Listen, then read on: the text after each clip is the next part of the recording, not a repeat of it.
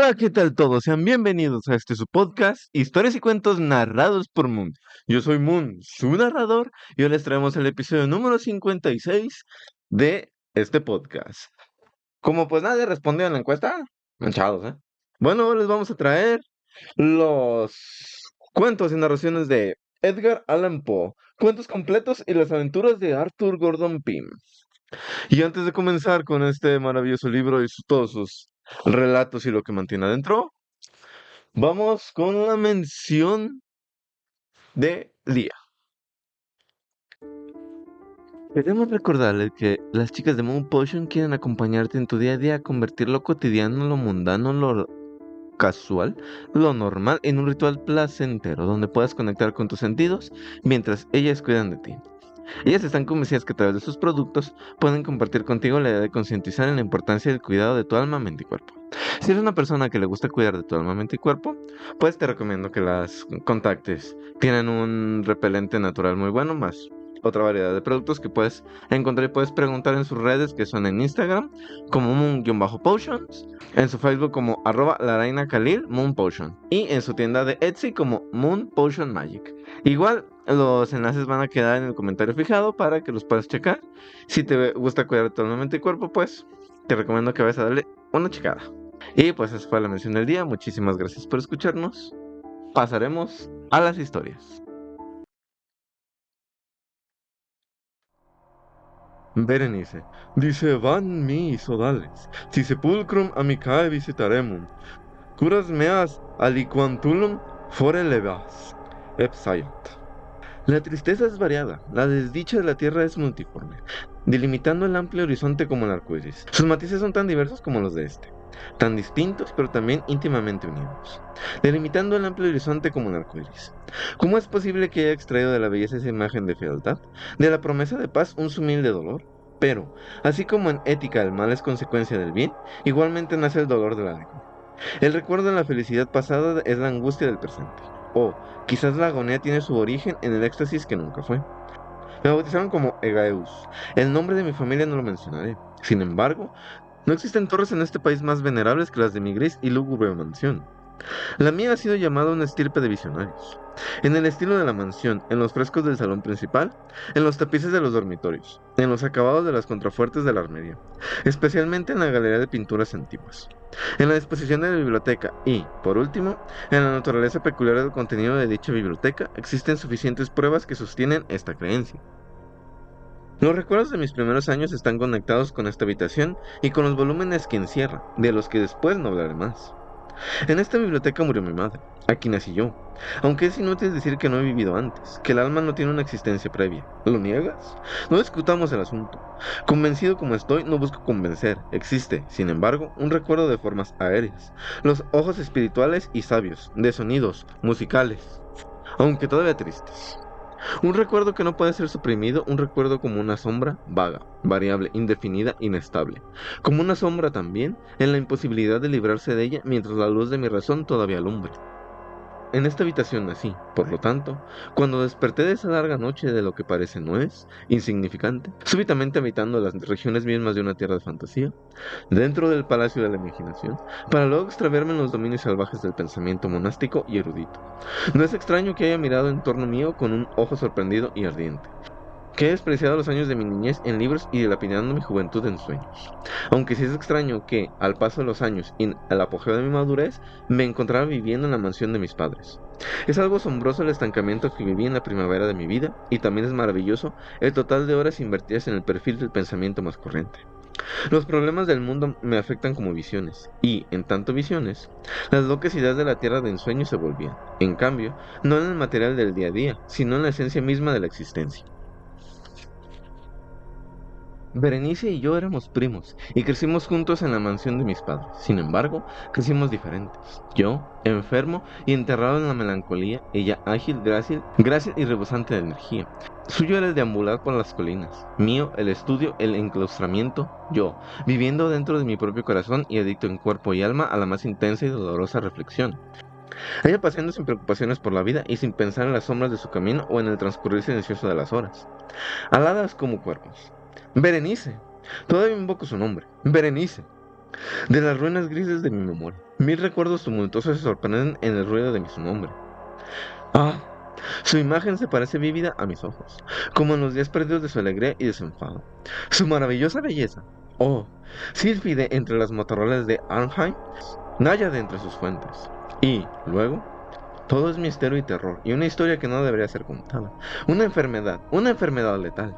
Descendió como el viento del desierto sobre su figura. Luego, cuando posaba mi mirada sobre ella, el espíritu del cambio la sacudió, impregnó su mente.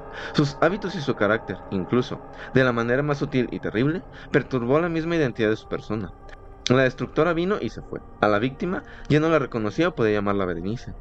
De entre los numerosos padecimientos inducidos por su fatal enfermedad, que obraron una revolución tan espantosa en la moral y el físico de mi prima, existe uno que puede pasarse como el más obstinado y angustioso en su naturaleza, una especie de epilepsia que terminaba frecuentemente en un trance que llevaba a pensar en la disolución de su mente. Su recuperación en la mayoría de los casos fue sorprendentemente abrupta. Mientras tanto, mi propia enfermedad, se me ha dicho que no puedo nombrarla de ninguna otra forma. Mi propia enfermedad, entonces, se desarrolló con rapidez y finalmente asumió el carácter monomaníaco de una novela, que ganaba ímpetu cada hora, y que obró sobre mí el más incomprensible ascendiente. Esta monomanía, sí, así debo llamarla, consistía en una irritabilidad morbosa de las propiedades de la mente que la ciencia metafísica ha denominado como atentiva. Es más que probable que no me entienda sobre esto, pero temo, ciertamente, que es imposible transmitir a la mente del lector una idea precisa de la intensidad nerviosa, de que, en mi caso, la fuerza de la reflexión, sin tratar de expresarme en términos técnicos, se afanaba y enterraba incluso en la contemplación de los objetos más comunes y corrientes del universo. Meditar por largos periodos interrumpidos, con mi intención cautiva en cualquier frivolidad al margen en la topografía de un libro, permitir ser absorbido la mayor parte de un día de verano en una tenue sombra, cayendo oblicuamente sobre un tapiz o una puerta. Perderme durante toda la noche mirando la constante llama de una lámpara o las ascuas frente a la chimenea. Soñar durante días sobre el perfume de una flor. Repetir monótonamente una palabra, hasta que su sonido mismo, a fuerza de frecuentes repeticiones, cese de transmitir una idea cualquiera a la mente. Perder toda sensación de movimiento o existencia física mediante una absoluta inactividad corpórea. Obstinadamente preserva. Aquellos eran algunos de los más comunes y perniciosos caprichos inducidos por esta condición de mis facultades mentales, sin duda no desconocidas del todo, pero ciertamente desafiantes a la mera noción de análisis o explicación. Que no se me malinterprete. La inapropiada, sincera y mórbida atención motivada por objetos, en naturaleza frívolos, no debe confundirse con la propensión reflexiva, común a la humanidad y especialmente indulgente en las personas de ardiente imaginación. Tampoco era, como podrá suponerse en un principio, una conexión extrema o una exageración de dicha propensión, esencialmente diferente en el caso que el soñador, o entusiasta, se interese por un objeto que no se considera como frívolo, imperceptiblemente pierde visión del objeto en una selva de deducciones y sugestiones que lo absorben, hasta que en el ocaso de un día fundido en sueños, frecuentemente repletos de lujos y comodidades, encuentra que la primera causa de sus pensamientos se ha desvanecido por completo y la ha olvidado. En mi caso, el objeto de mi atención era invariablemente frívolo, aunque asumía por medio de mi visión destemplada una irreal y distorsionada importancia. Pocas conclusiones, si acaso, eran trazadas, estas pocas regresaban pertinazmente al objeto original como el centro. Estas reflexiones nunca me produjeron placer alguno. Tras devanarme los sesos inútilmente, la causa primera, tan lejos de mi vista, había sometido un sobrenatural y exagerado interés. Esta era la peculiaridad prevalente en mi enfermedad. En una palabra, la fuerza de mi mente se ejercitaba particularmente en mí y, como he mencionado antes, en lo atentivo y con lo que sueña despierto, lo especulativo. En esta época, mis libros, si no servían únicamente para excitar el desorden, participaban en gran medida en su inconsecuente e imaginativa naturaleza, de las cualidades características del desorden mismo. Recuerdo todavía con claridad volúmenes como el Tratado del Noble Italiano, Coelho Secundus Curio, de Amplitudine Beati Regni Dei, la gran obra de San Agustín, La Ciudad de Dios, como también la de Tertuliano, Carne Christi. De este evoco la paradójica oración Mortus est Dei filius, credibili est quia ineptum est et sepultus resurrexit, certum quia imposible, que ocupó la mayoría de mi tiempo durante muchas semanas de afanosa e infructífera investigación.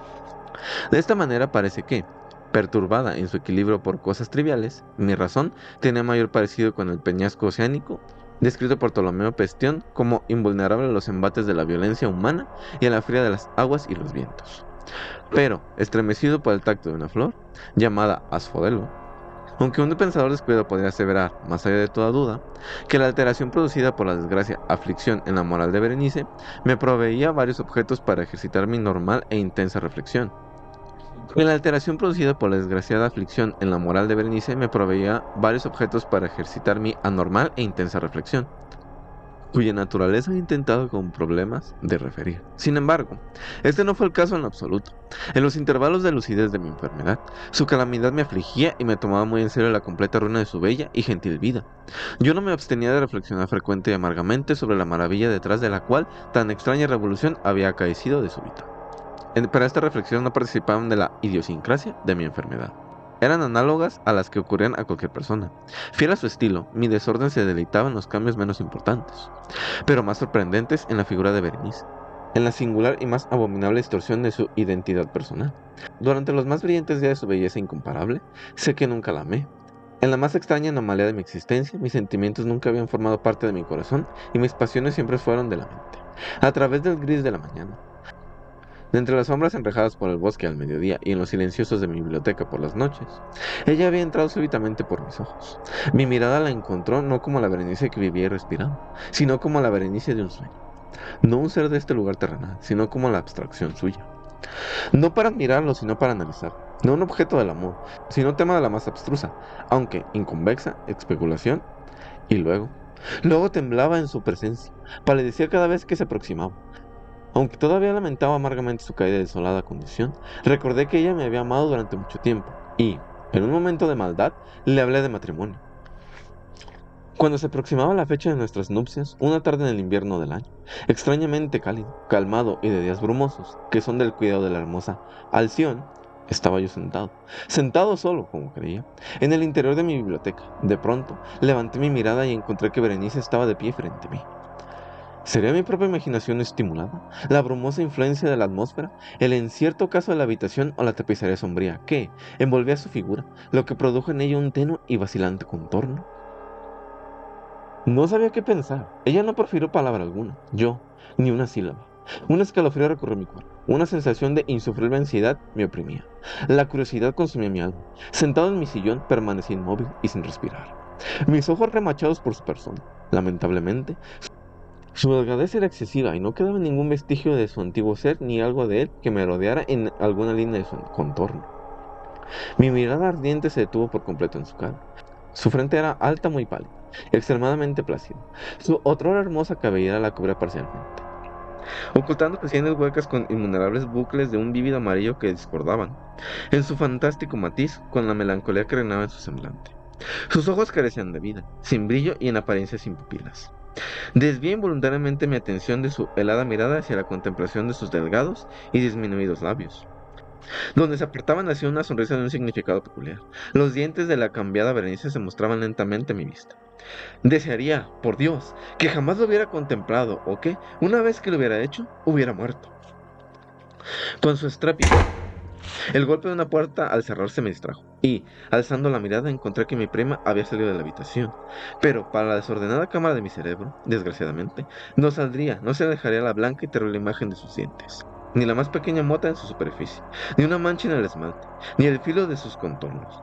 Fallo en marcar con fuego el recuerdo de su sonrisa en mi memoria. Los vi entonces de manera más certera que antes. ¡Sus dientes! ¡Sus dientes! Estaban allí, y en todas partes, y tan visibles y palpables frente a mí, largos y delgados y excesivamente blancos, con la palidez de sus labios enmarcándolos y retorciéndolos como en el momento de su primer desarrollo. Entonces llegó con toda la furia de mi monotonía, y batallé en vano contra su extraña y terrible influencia. En los múltiples objetos del mundo exterior no había pensamientos míos salvo para los dientes. Por ello suspiraba en el frenesí del deseo. Todos los demás asuntos e intereses diversos se aglutinaron en una única contemplación. Ellos. Solo ellos estaban en el ojo de mi mente, y ellos, en su individualidad, se volvieron la esencia misma de mi actividad mental. Los miré bajo todas las luces, los sopesé en todas las altitudes, examiné sus características, moré en sus peculiaridades, reflexioné acerca de su conformación, también acerca del cambio en su naturaleza. Templé mientras les asignaba en mi imaginación un poder sensible y consciente, incluso cuando no estaban acompañados por labios, de la capacidad de expresarse moralmente.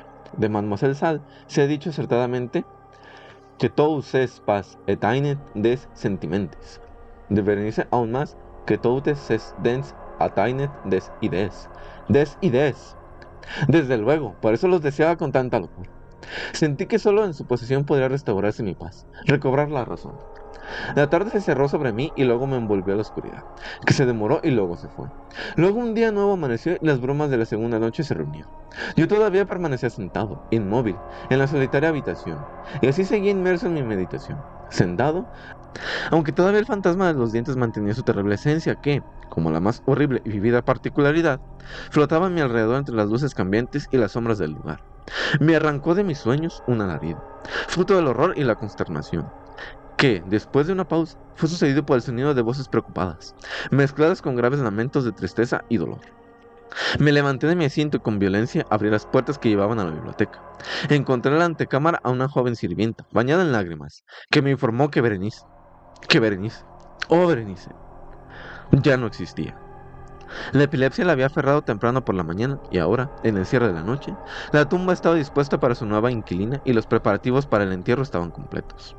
Me encontré sentado nuevamente en la biblioteca, sentado ahí en soledad. Me parecía que había despertado de un confuso y emocionante sueño. Sabía que ahora era medianoche. También estaba consciente que, desde el ocaso, Berenice había sido enterrada. Pero de aquel periodo sombrío no tengo una clara o definitiva comprensión, y sin embargo, mi memoria está repleta de horror.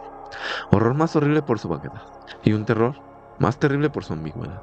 Era una página temerosa en el libro de mi existencia, escrito sobre tenues, horrendos e inintangibles recuerdos. Me afano en descifrarlos, pero todo es en vano.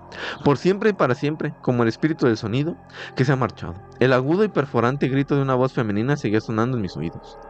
Había hecho algo, pero ¿qué era? Me hice a mí mismo y en voz alta esta pregunta. Los ecos susurrantes de la habitación me respondieron. ¿Qué era? ¿Qué era? ¿Qué era? ¿Qué era? En una mesita a mi lado ardía una lámpara. Junto a ella yacía una pequeña caja. No había alguna característica memorable. La había visto con frecuencia en la casa, pues era propiedad del médico de la familia. Pero, ¿cómo había llegado aquí, a mi mesita? ¿Y por qué temblaba al pensar en ella? No había manera de dar cuenta de ello. Mis ojos descansaron en las páginas abiertas de un libro y en una oración subrayada en él. Lo escrito en las extrañas pero simples palabras del poeta Ebsayat. Dicebant, miin, sodales y sepulcrum, amicae visitarem, curas meas, aliquantulum, fore levatas. ¿Por qué mientras las leía se erizó los pelos de mi nuca y la sangre de mi cuerpo se concentró en mis venas? Tocaron con suavidad en la puerta de la biblioteca. Pálido como el inclino de una tumba, un sirviente entró de puntillas. Miraba con ojos salvajes de terror y me hablaba con una voz trémula, ronca y grave. ¿Qué decía? Algunas oraciones rotas escuché. Hablo de un desgarrador grito que perturbó el silencio de la noche, de la reunión de la servidumbre en la búsqueda de la dirección del sonido, y el tono de su voz se modificaba distintivamente mientras me susurraba de una tumba profanada, de un cuerpo desfigurado y amortajado, pero que aún respiraba, aún palpitaba, aún vivía. Él señaló hacia mis ropajes. Estaban manchados de barro y sangre. No dije nada. Luego me tomó gentilmente de la mano. Tenía huellas de uñas humanas. Dirigió mi atención hacia un objeto contra la pared. Lo miré por varios minutos. Era una pala. Con un grito retrocedí hasta la mesita y tomé la caja que estaba sobre ella. No pude forzarla y abrirla. Luego, en mi temblor se me resbaló de las manos y cayó pesadamente, estallando en pedazos y de ella, con un traqueteo terrible, rodaron algunos instrumentos de cirugía dental, mezclados con 32 objetos diminutos, blancos y marfileños, que se esparramaron por el piso.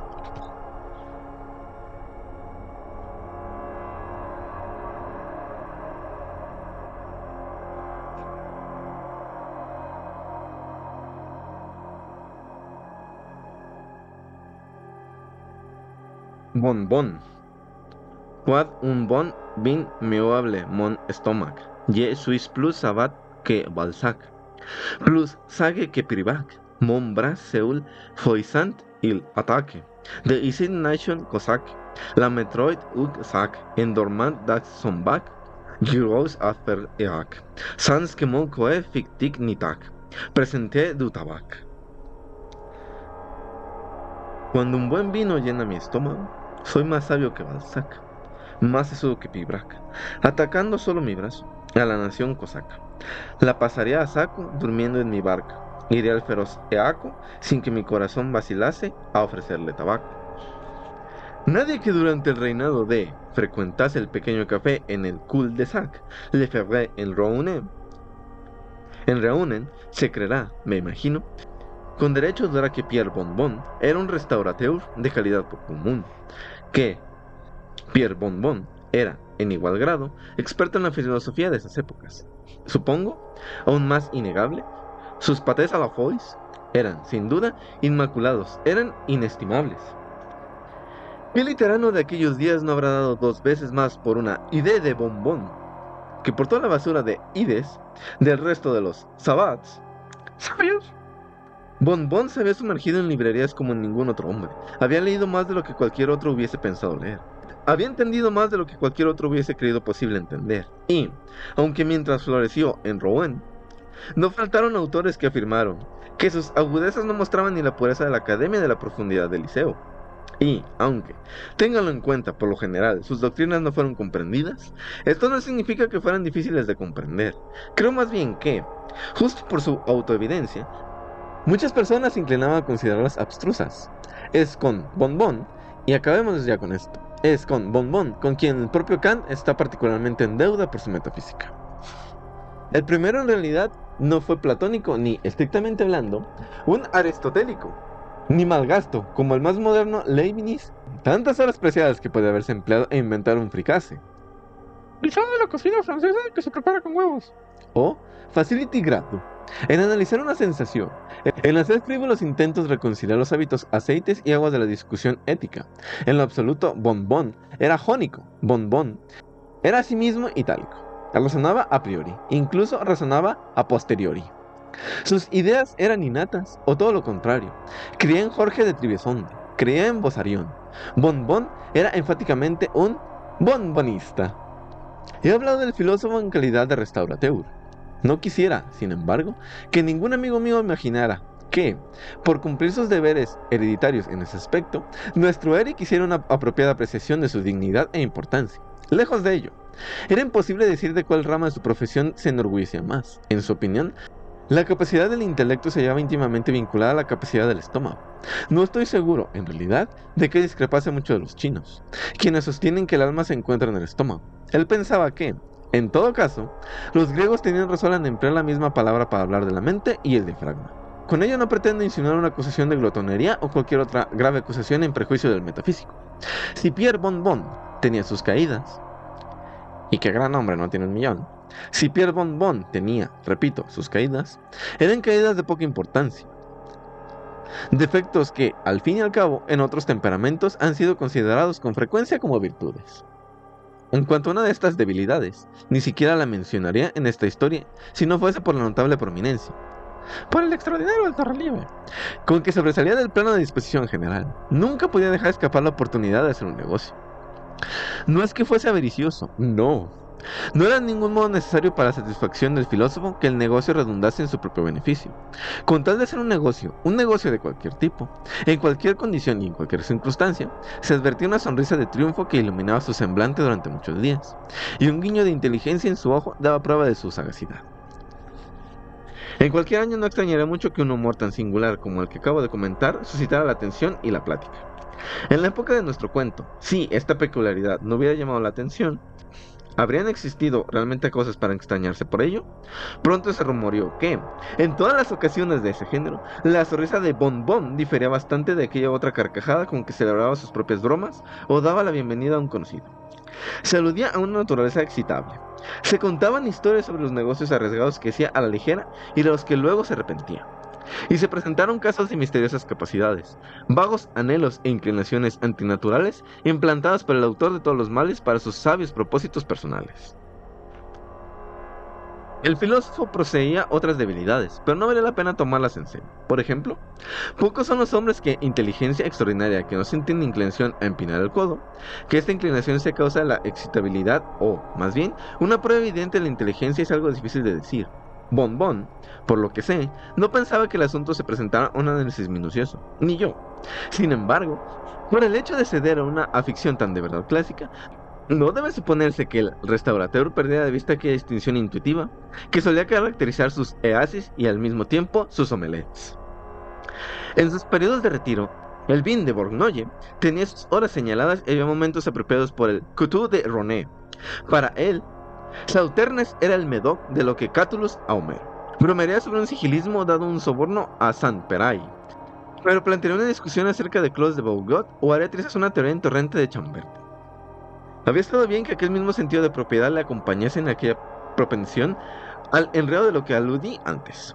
Pero este no era el caso. A decir verdad, aquel rasgo mental del filósofo Bon Bon comenzó con el tiempo a asumir un carácter de extraña intensidad y misticismo, y apareció profundamente teñido de la diablerie de sus estudios alemanes preferidos. Entrar en el pequeño café del cul-de-sac Lefebvre era, en la época de nuestro relato, entrar en el santuario de un genio. Bon Bon era un genio. No había en todo Rousseau un sos cousiné, Cocinero de baja escala.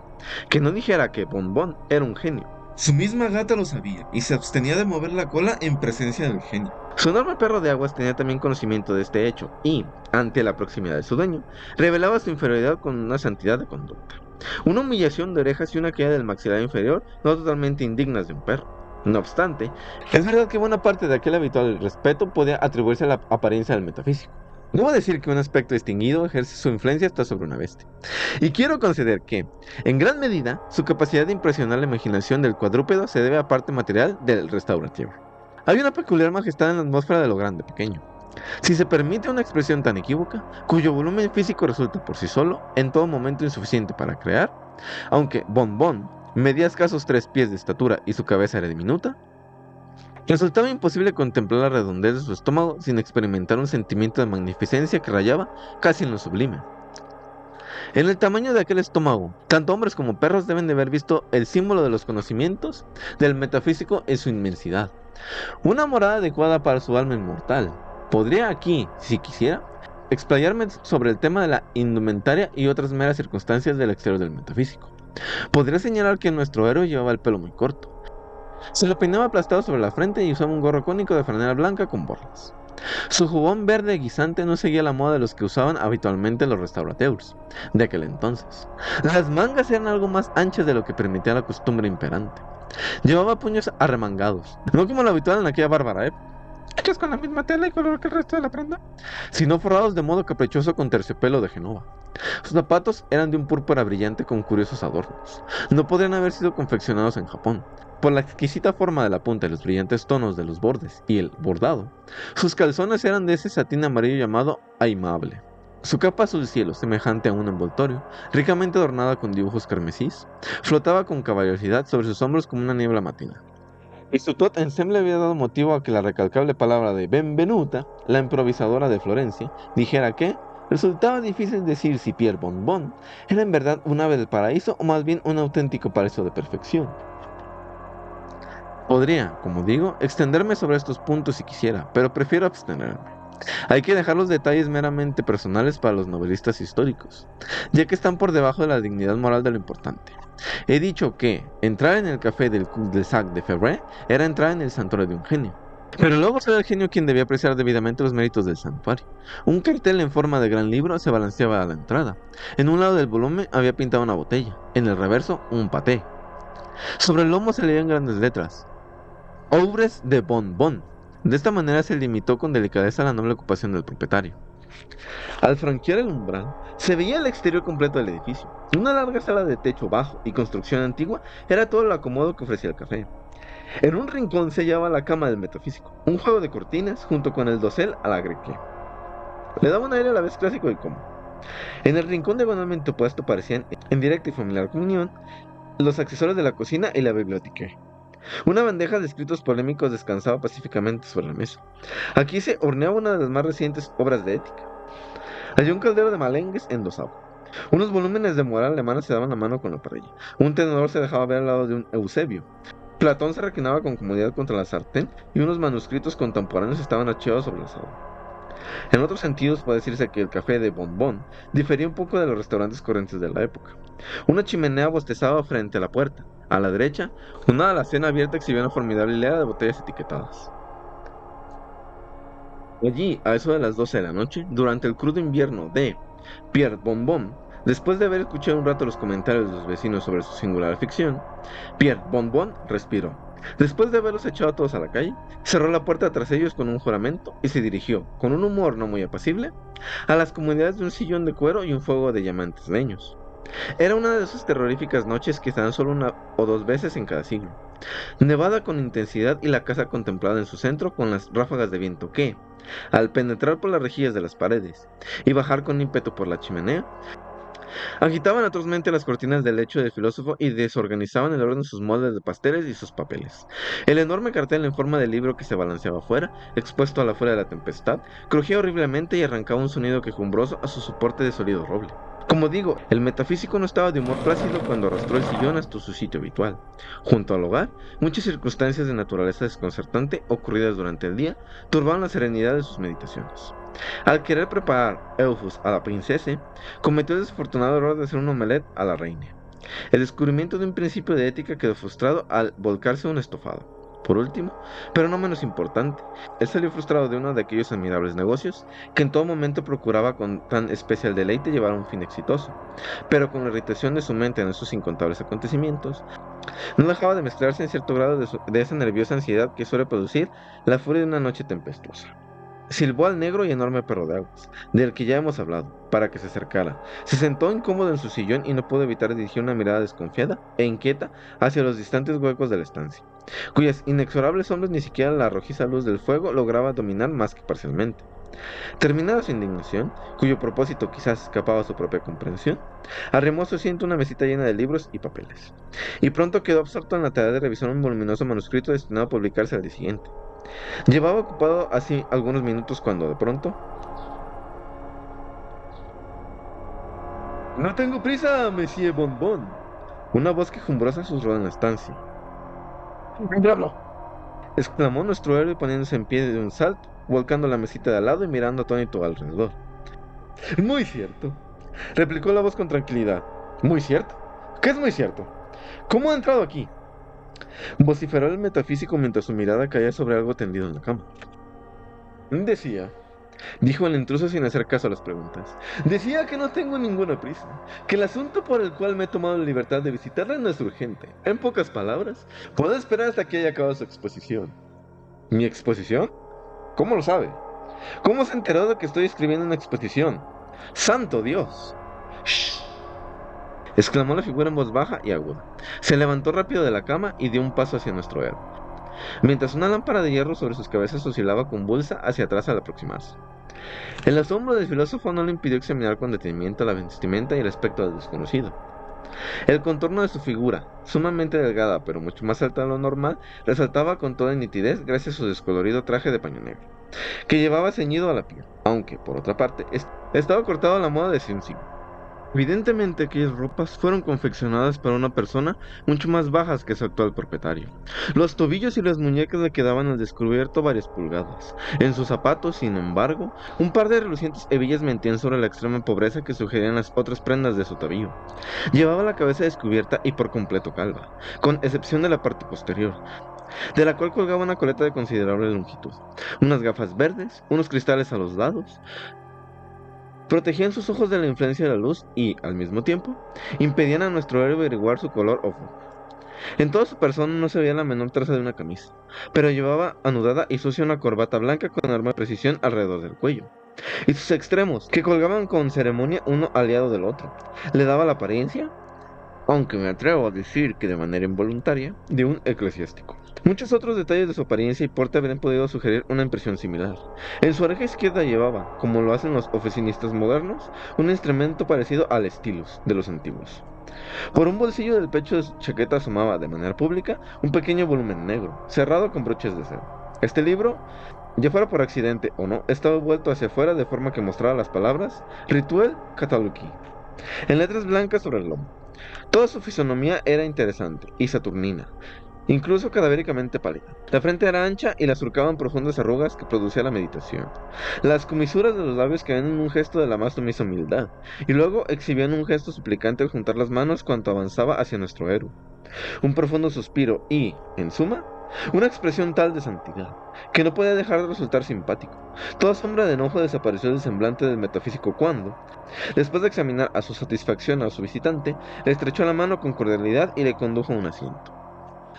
Sería un error radical, sin embargo, atribuir esta instantánea transición de sentimientos en el filósofo a cualquiera de estas causas que naturalmente, cabe suponer, habían tenido alguna influencia. En realidad, Pierre Bon, por lo que ha sido capaz de atender de su disposición, era de todos los hombres el último que se dejaría imponer por cualquier comportamiento de ilusión externa. Resultaba imposible que un observador tan sagaz de las personas y cosas no hubiese descubierto al instante la verdadera identidad del personaje que se había infiltrado en la hospitalidad de su casa. Y, para acabar, la configuración de los pies de su visitante era bastante notable. Sobre su cabeza sostenía a duras penas un sombrero inusualmente alto. Se notaba una vibratoria protuberancia en la parte trasera de sus calzones, y la vibración del faldón de su casaca era un hecho palpable. Juzgad entonces con qué sentimiento de satisfacción se encontró de respeto nuestro héroe en presencia de una persona por quien siempre había sentido la más incondicional respeto. No obstante, era demasiado diplomático para dejar escapar la menor insinuación de sus sospechas respecto del verdadero estado de la situación. De ningún modo tenía el propósito de aparentar que era consciente del gran honor del que inesperadamente disfrutaba, sino que deseaba inducir a su huésped a entablar conversación y obtener algunas importantes ideas éticas que pudieran incluirse en su proyectada publicación para ilustrar a la raza humana y, al mismo tiempo, inmortalizarse. Estas ideas, añadiré, muy bien podría proporcionarle a su visitante gracias a su longeva edad y a su reconocida habilidad de la ciencia de lo moral. Movido por estos luminosos pensamientos, nuestro héroe rogó al caballero que tomara asiento, mientras él aprovechó la ocasión para echar algunos leños al fuego y colocar sobre la ya reincorporada mesa algunas botellas de Mousseux. Tras llevar a cabo rápidamente estas operaciones, arrastró su silla vis a vis con la de su compañero y esperó a que él le iniciara la conversación. Pero hasta los planes más ingeniosamente maduros fracasan a menudo con el momento de su aplicación, y el restaurateur permaneció desconcertado al oír las primeras palabras del discurso de su visitante. «Veo que me conoce, Bon». «¿Bon?», dijo.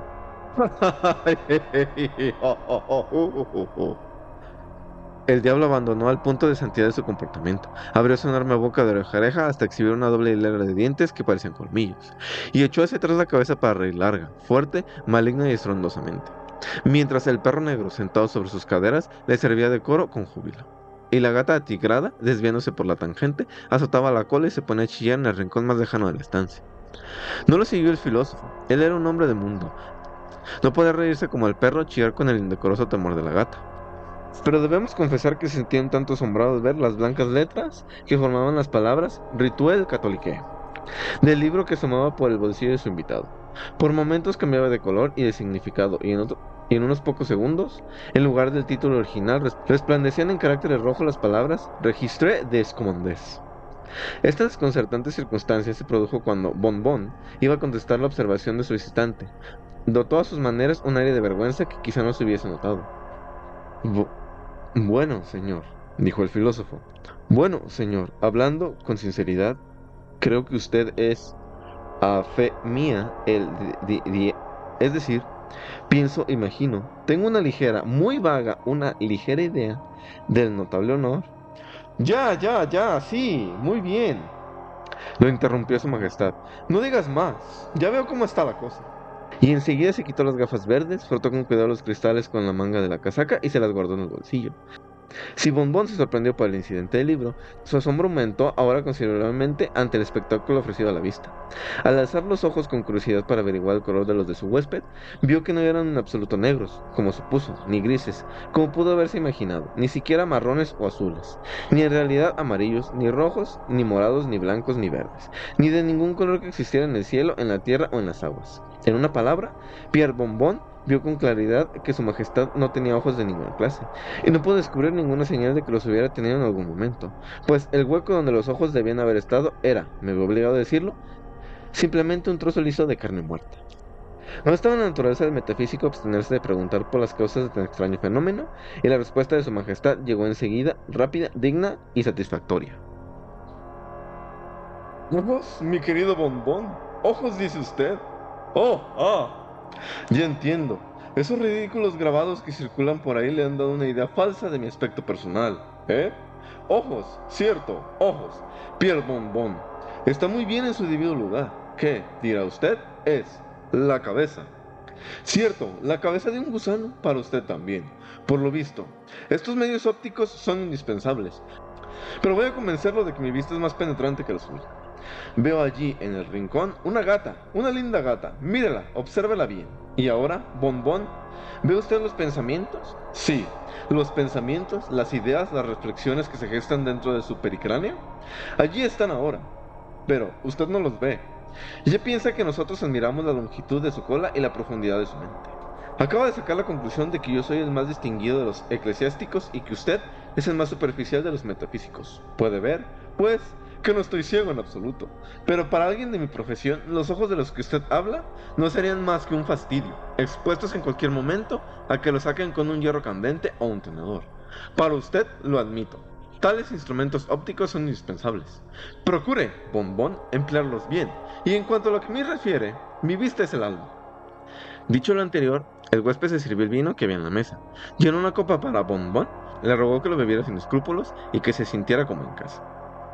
Un libro inteligente el suyo, Pierre, prosiguió su majestad, dando a nuestro amigo unos golpecitos en el hombro con aire de conocedor, mientras el otro dejaba su copa después de haber obedecido con absoluta complacencia a las instrucciones de su visitante. Un libro inteligente el suyo, palabra de honor, es una obra de las que me llegan al corazón. Su manera de tratar el asunto, creo, sin embargo, podría mejorarse. Muchas ideas me recuerdan a Aristóteles. Oh, ese filósofo. Fue uno de mis más íntimos amigos. Me gustaba tanto por su terrible mal genio como por su feliz facilidad para soltar disparates. En todo lo que escribió solo hay una verdad de peso. Una que yo le sugerí por pura compasión. Por sus absurdos pensamientos, supongo. Pierre Bonbon, que sabrá muy bien a qué divina verdad moral me refiero. No puedo decir que yo. ¿De veras? Bueno, pues fui yo quien le dijo a Aristóteles que al estornudar, los hombres expulsan las ideas superfluas por la nariz. Lo cual es indudablemente el caso, dijo el metafísico mientras se llenaba otra copa de Moussioux y ofreció una caja de rapé a los dedos de su visitante. Estaba también Platón, continuó su majestad, rechazando con modestia la caja de rapé y el cumplido que el gesto implicaba. Estaba también Platón, por quien en una época sentí todo el afecto de un amigo. ¿Conoció usted a Platón, Bonbón? Ah, no. Le pido mil perdones. Lo conocí un día en Atenas, en el Partenón, y me dijo que buscaba desesperado una idea. Le contesté que escribiera aquello de O onus est in aulus. Él dijo que no lo haría y se fue a casa, mientras yo caminaba sobre las pirámides, pero me atormentaba la conciencia por haber revelado una verdad, aunque fuera para ayudar a un amigo. Y volví presuroso a Atenas para colocarme detrás de la silla del filósofo cuando estaba escribiendo Aulus. Le di a la lambda un toque con el dedo y la puse de cabeza. Así la frase dice ahora, O onus est in aulus, y es como observará la doctrina fundamental de la metafísica.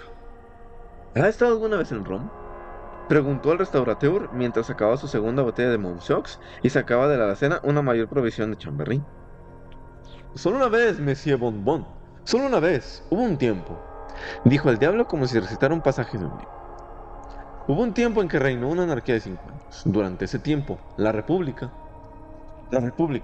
privada de todos sus oficiales, no tenía prefectura, aparte de los tribunales de la gente, y estos no estaban establecidos legalmente con ningún grado de poder ejecutivo. En aquel tiempo, Monsieur Bonbon, solo en aquel tiempo estuve en Roma, y, por consiguiente, no tengo ningún conocimiento terrenal de su filosofía.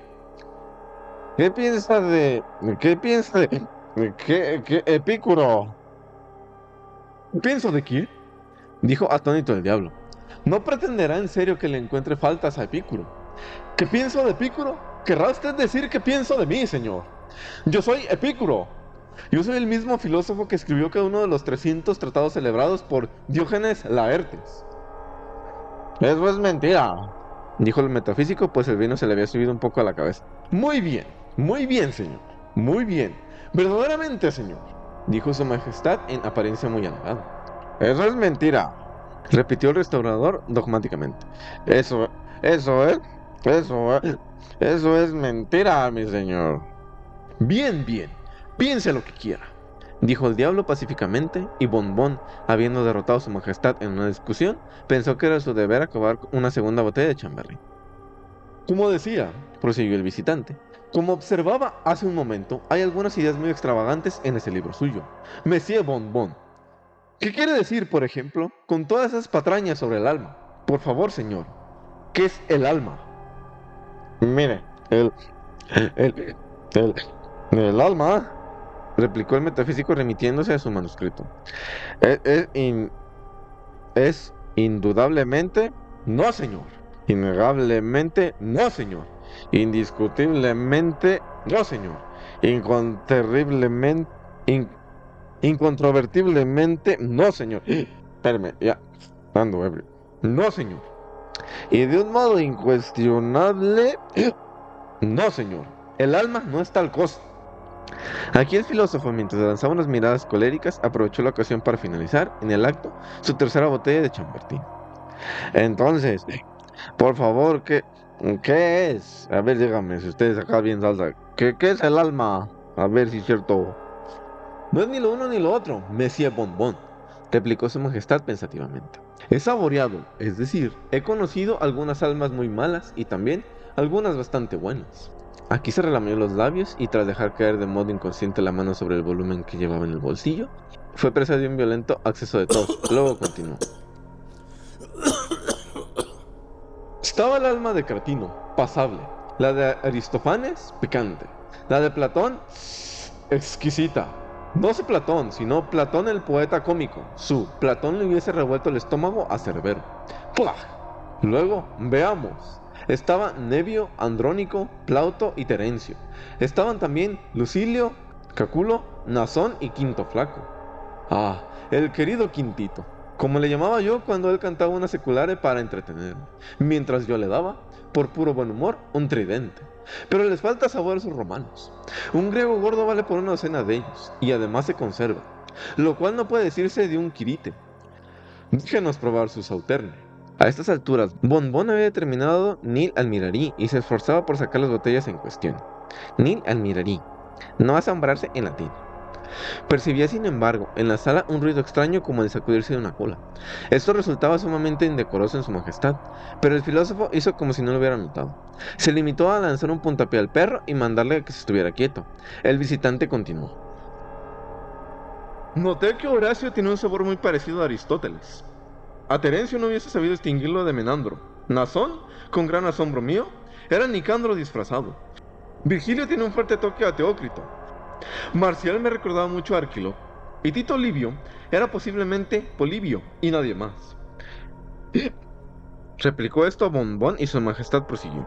Pero si siento una inclinación, Monsieur Bonbon, si siento una inclinación por un filósofo. No obstante, permítame decirle, señor, que no todos los quiero decir, que no todos los caballeros deben elegir a un filósofo. Los largos no son buenos y los mejores, si no se pelan con cuidado. Suelen resultar un poco rancios a causa de la bilis. ¿Pelarlos? Quiero decir, quitarles la cáscara. ¿Qué piensa de un médico?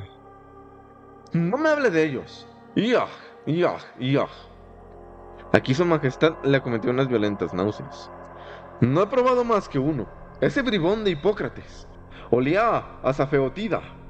Planta pestilente también llamada estiércol del diablo.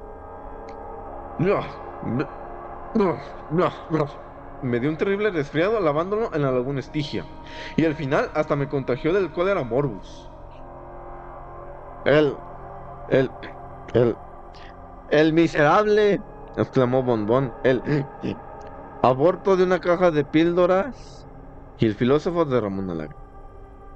Después de todo, Continuó el visitante, después de todo, si un caballero desea vivir, debe tener más talento de lo normal. Y, entre nosotros, le diré que una cara gorda es evidencia de diplomacia. ¿cómo es eso? A ver, explícame, ¿cómo es eso?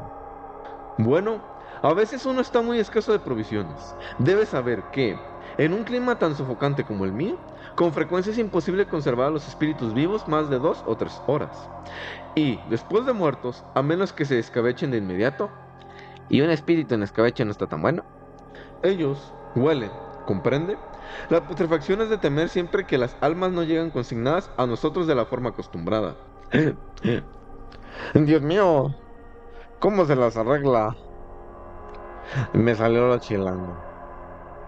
Aquí la lámpara de hierro se balanceó con redoblada violencia y el diablo dio un respingo levantándose a medias de la silla. Sin embargo, con un ligero suspiro, recobró la compostura y se limitó a decirle a nuestro héroe en voz baja.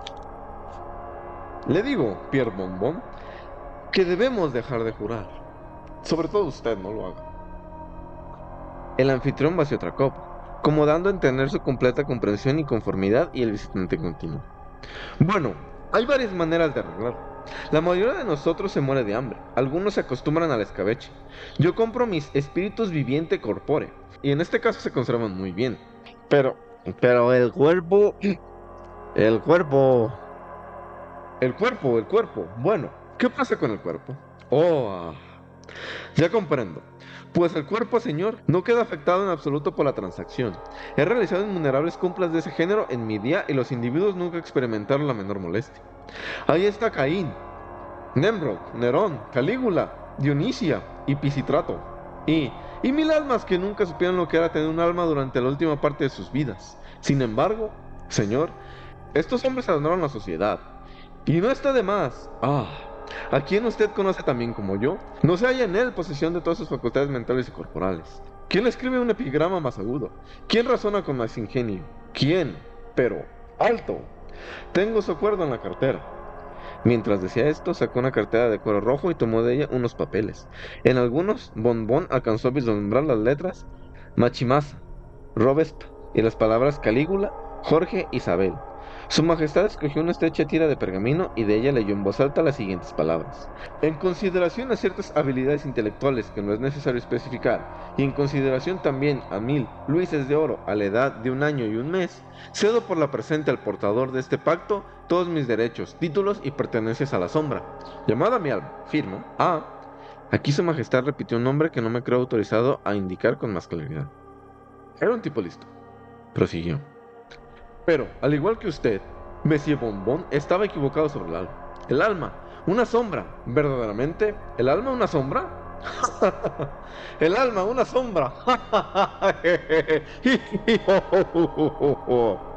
Solo de pensar una sombra de fracase. Solo de pensar una sombra grisada en un fracase. Una sombra grisada como un fracase. Exclamó nuestro héroe, cuyas facultades se iban iluminando con la profundidad del discurso de Su Majestad. Solo de pensar en una sombra grisada con un fracase. Maldita sea. Ya no veo. Si yo fuese tan majadero, mi alma, señor. Su alma, Monsieur Bonbon. Sí, señor. Mi alma es. ¿Qué, señor? Todo menos una sombra. Maldita sea. Me sale lo chilango. ¿Quiere usted decir? Sí, señor, mi alma es... Sí, señor. No pretenderá afirmar. Mi alma es peculiarmente idónea para un... ¿Qué, señor? Estofado. Soufflé. ¿Qué? Fricassé. ¿De veras? Ragout y fricandiu. Y para que vea, mi buen amigo, voy a dejar que se la lleve. Que se la lleve por una ganga. Al decir esto, el filósofo dio a Su Majestad unas palmadas en la espalda. Ni siquiera lo había pensado, dijo este último con calma, al tiempo que se levantó de su asiento. El metafísico se le quedó bien. Por el momento estoy abastecido, continuó Su Majestad. ¿Cómo? ¿Cómo? Dijo el filósofo. No tengo fondos a la mano. ¿Qué? ¿A poco? Además, seré muy descortés de mi parte, señor, espéreme, aprovecharme de su estado actual, repugnante e indigno de un caballero. Aquí el visitante se inclinó y se retiró.